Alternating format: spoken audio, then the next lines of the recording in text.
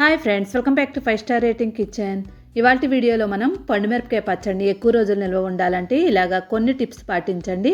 అసలు కలర్ మారకుండా ఎన్ని రోజులైనా కూడా నిల్వ ఉంటుంది. చాలామంది త్వరగా పాడవుతుంది అంటూ ఉంటారు. అలా కాకుండా కలర్ మారకుండా సంవత్సరాల తరబడి ఉండేలాగా ఈ విధంగా చూడండి. ముందుగా దీనికోసం 1 కేజీ వరకు పండుమిరపకాయలు తీసుకుంటున్నాను. ఈ పండుమిరపకాయలను శుభ్రంగా క్లీన్ చేసేసుకొని ఫ్యాన్ కింద ఆరబెట్టుకోవాలి. తొడుములు ఉండగానే మనం కడుక్కోవాలి, లేదంటే నీళ్ళు వెళ్ళిపోతాయి. ఇప్పుడు వీటిని ముక్కల కింద కట్ చేసుకోండి. ఏ సైజులో కట్ చేసుకున్నా పర్వాలేదు. ఇప్పుడు వెయిట్ మిషన్ తీసుకోండి. పక్కా కొలతలతో తెలుసుకోవాలనుకునే వాళ్ళకి ఇలాగా వెయిట్ మిషన్ చెక్ చేసుకోండి. దీనిపైన ఒక ప్లేట్ పెట్టుకుంటే ఇది 120 గ్రాములు ఉంది ఈ ప్లేటు. దీనిపైన మనం చింతపండు వేసుకోవాలి. ఇప్పుడు మొత్తం అంతా కూడా మనం కేజీ పండుమిరపకాయలకి 200 గ్రాముల చింతపండు తీసుకున్నాం. చూడండి, ఇక్కడ 320 అయింది. ఇప్పుడు ఈ చింతపండు పక్కన పెట్టుకొని సాల్ట్ ఎంత వేసుకుందాం చూద్దాం. ఒక బౌల్ పెట్టుకోండి, అది 30 గ్రాములు ఉంది. దీంట్లో సాల్ట్ వేసుకోండి. 150 గ్రాముల వరకు సాల్ట్ వేసుకోవాలి. 150 ప్లస్ 30 184. ఇప్పుడు చింతపండులో నుంచి పొట్టు ఏమైనా ఉన్నట్లయితే, పిక్కలు ఉన్న చింతపండు పైన ఉన్న లేయర్లన్నీ కూడా తీసేసుకోండి. ఇక్కడ మనకి మధ్య మధ్యలో ఉట్టు తగలకుండా చింతపండు పిక్కలు లేని తీసుకోవాలి. ఇప్పుడు ఒక మిక్సీ గిన్నె తీసుకోండి, దానిలో చింతపండు వేసేసుకోవాలి. తర్వాత దీనిలో కొలిచి పెట్టుకున్న సాల్ట్ వేసుకొని ఈ రెండింటినీ కూడా మెత్తని పేస్ట్లా చేసుకోండి. చింతపండు, ఉప్పు ఈ రెండు కూడా ఇలా మిక్సీ చేయడం వల్ల చింతపండు ఎక్కడ మనకి ముద్దలు లేకుండా ఉంటుంది, మెత్తగా నలిగిపోద్ది. తర్వాత దీనిలో ముక్కలు కట్ చేసుకున్నాం కదా పండుమిరపకాయలని, ఆ పండుమిరపకాయలని దీనిలో వేసేసుకోండి. తర్వాత 2 వెల్లుల్లిపాయలు తీసుకోండి. ఆ 2 వెల్లుల్లిపాయలని కూడా పొట్టు తీసేసుకొని 2 వెల్లుల్లిపాయలు వేసుకోవాలి. కేజీకి పెద్ద సైజు ఉన్నవి ఒక 2 తీసుకొని ఒలిచేసి వేసేసుకోండి. ఇప్పుడు ఈ మొత్తాన్ని కూడా మిక్సీ చేసుకోండి. మరీ మెత్తగా కాకుండా కొంచెం బరకగా ఉండేలాగా మిక్సీ చేసుకోండి.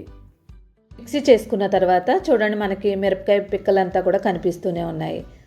ఇలా మిక్సీ చేసుకున్న దాన్ని ఒక బౌల్ తీసుకొని దానిలో వేసుకోండి.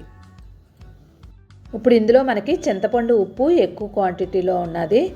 నెక్స్ట్ అదే మిక్సీ గిన్నెలో మిగిలిన ముక్కలన్నింటినీ కూడా వేసేసుకొని మిక్సీ చేసుకోండి.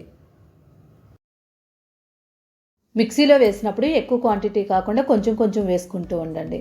ఇలాగే మొత్తం అంతా మిక్సీ చేసుకొని అదే బౌల్లో వేసేసుకోండి. తర్వాత దీనిలో ఒక 1/2 స్పూన్ వరకు పసుపు వేసుకోవాలి. పసుపు వేసిన తర్వాత మొత్తం అంతా బాగా కలిపేసుకోండి. అడుగు చింతపండు, ఉప్పు ఉంటుంది కదా, మొత్తం అంతా బాగా కలిపేసుకొని మళ్ళీ మిక్సీ గిన్నె తీసుకొని కొంచెం కొంచెం వేసుకుంటూ మిక్సీ చేసుకోవాలి. మనం ముందు మిక్సీ చేసుకున్న చింతపండు, ఉప్పు ఇప్పుడు మళ్ళీ వేసుకోవడం వల్ల మొత్తం అంతా బాగా కలుస్తుంది. మిక్సీ చేసిన తర్వాత చూడండి, మెత్తగానే ఉండాలి, మరీ అయితే బరకగా ఉండకూడదు. కొంచెం మెత్తగానే చేసుకొని ఏదైనా ఒక గాజు దానిలో పెట్టుకొని స్టోర్ చేసుకోవచ్చు. అప్పటికప్పుడు కావాలంటే ఇలానే తినేవచ్చు, లేదనుకుంటే ఒకరోజు పక్కన పెట్టేసుకోండి. చింతపండు, ఉప్పు అంతా కూడా మిరపకాయలకు బాగా పడుతుంది. ఒకరోజు తర్వాత మూత తీసి మళ్ళీ ఒకసారి కింద నుంచి మీద వరకు మొత్తం అంతా బాగా కలిపేసుకోండి.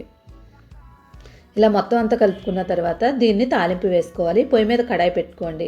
కడాయి హీట్ అయిన తర్వాత ఇక్కడ నేను నువ్వుల నూనె తీసుకుంటున్నాను. ఒక అరకప్పు వరకు నువ్వుల నూనె వేసుకుంటున్నాను. వెల్లుల్లిపాయ రొమ్మలు 15 నుంచి 20 వరకు తొక్కవలిచేసి వేసేసుకోండి. ఇప్పుడు ఈ వెల్లుల్లిపాయలంతా కూడా ఫ్లేవర్ అంతా దిగే వరకు వేయించేసుకోండి. ఇలా వేగిన తర్వాత దీనిలో మినప్పప్పు 1 స్పూను, శనగపప్పు 1 స్పూన్ వరకు వేసుకోండి.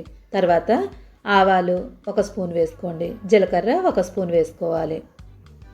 తర్వాత దీనిలో 2 ఎండుమిరపకాయలని కట్ చేసి వేసుకోండి. ఎక్కువ ఎండుమిరపకాయలు అవసరం లేదు, ఆల్రెడీ మనం పండుమిరపకాయ కారంగానే ఉంటుంది కాబట్టి. ఎండుమిరపకాయలు వేసిన తర్వాత 2 నిమిషాల పాటు వేయించేసుకొని దీనిలో కొంచెం ఇంగు వేసుకోండి. పచ్చడికి ఇంగు వేస్తే ఆ టేస్టే వేరుగా ఉంటుంది. తర్వాత 2 రెమ్మల వరకు కరివేపాకు వేసుకొని ఈ కరివేపాకు అంతా వేగే వరకు వేయించేసుకోండి. ఇది వేగిన తర్వాత పచ్చడి తీసుకొని అంతా వేసేయకూడదు, కొంచెం తీసుకొని వేసుకోండి. మనకి ఒక 15 రోజులకి ఎంత సరిపోద్దో అంత తీసుకొని వేసుకోవాలి. ఇప్పుడు ఈ పచ్చడి అంతా కూడా బాగా కలిపేసుకోండి. మొత్తం అంతా ఒకేసారి తాలింపు పెట్టుకొని మనం స్టోర్ చేసుకున్నట్లయితే మనకి పచ్చడి కలర్ మారిపోద్ది. అలా కాకుండా మనకి ఎంత కావాలో అంత పెట్టుకొని తాలింపు వేసుకుంటూ ఉండి మిగిలిన దాన్ని పక్కకు పెట్టేసుకున్నట్లయితే అసలు కలర్ మారుకుంటూ ఉంటుంది. ఇది వేడివేడి అన్నంలో నెయ్యి వేసుకొని ఇలా పచ్చడి వేసుకొని కలుపుకొని చూడండి, అసలు టేస్ట్ అసలు వేరే లెవెల్లో ఉంటుంది. చూసారు కదా, పక్కా కొలతలతో ఈరోజు పండుమిరపకాయ పచ్చడి తయారు చేసుకున్నాం. ఇలా స్టోర్ చేసుకున్నట్లయితే ఎన్ని రోజులైనా నిల్వ ఉంటుంది. ఈ వెయిట్ మిషన్ కావాలనుకుంటే లింక్ డిస్క్రిప్షన్లో ఇస్తాను. ఇది 220 రూపాయలు మాత్రమే.